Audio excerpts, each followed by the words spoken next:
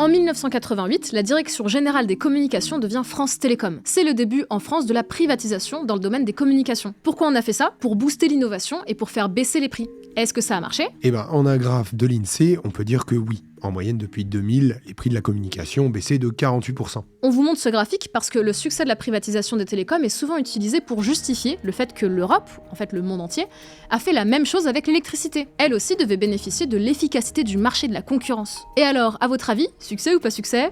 Roulement de tambour. Bam, plus 100% de hausse. Le prix de l'électricité a été multiplié par 2 en 25 ans. Oula mais attends, il est cassé ton graphe là, t'as mal fait ta capture d'écran. C'est un mauvais montage photographique, il manque le haut des cheveux de votre frère. Non, c'est comme ça qu'il est présenté sur l'INSEE. Bah après, tu sais, t'as les petites loupes là pour dézoomer, mais oui, c'est vrai que ça monte haut. Alors, vous allez me dire que c'est sûrement un problème de production à cause de la guerre en Ukraine, des éoliennes qui coûtent une blinde, de notre parc nucléaire vieillissant, et peut-être aussi de consommation là, avec toutes les trottinettes électriques à recharger, qui sont ultra dangereuses d'ailleurs. Parce que moi, l'autre fois, j'étais peinard dans mon humeur. Non, mais attends, Gilles, non, c'est pas à cause des trottinettes. Bon, t'as certains scénarios comme ceux produits par RTE qui anticipent bien une hausse de la consommation d'électricité, parce que lutte contre le changement climatique et électrification des usages, mais pour l'instant, c'est pas encore le cas. Regarde la courbe de consommation française d'électricité depuis 2000, elle est relativement stable, et elle tend même à diminuer légèrement depuis 2008, notamment parce qu'on a un contexte économique un peu nul et des hivers doux.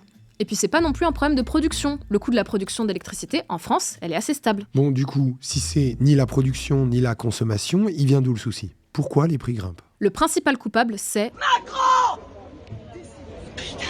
Le principal coupable, c'est le fonctionnement tout nul du marché de l'électricité. Et si jusque-là, vous n'y compreniez rien, ne vous en faites pas. Ensemble, aujourd'hui, on va décomplexer un grand coup. Parce que c'est normal de pas comprendre. C'est un sujet compliqué, hein. Même pour des gens qui ont fait un master d'économie, qui parlent d'économie toute la journée, ou même qui présentent une émission d'économie. Donc là, on va pouvoir respirer un grand coup et se dire tous ensemble, c'est pas moi le problème, c'est ce marché qui n'a aucun sens. Mais Marino, évidemment que c'est pas toi le problème. Oui, c'est le marché. Et là, il y a tout le monde qui me demandait, mais toi qui as fait des études d'économie, vas-y, explique-nous le marché d'électricité. Et moi, j'étais là, je savais pas quoi répondre, quoi. Toi, au moins, t'as pas été obligé de retirer une vidéo pleine d'erreurs sur le fonctionnement du marché de l'électricité. Il y a les mails d'EDF qui m'ont appelé, ils m'ont dit c'est gentil d'avoir essayé de faire une vidéo, mais c'est tout faux. Bon allez, on range les mouchoirs, on branche les cerveaux, let's go. Y a pas d'argent magique.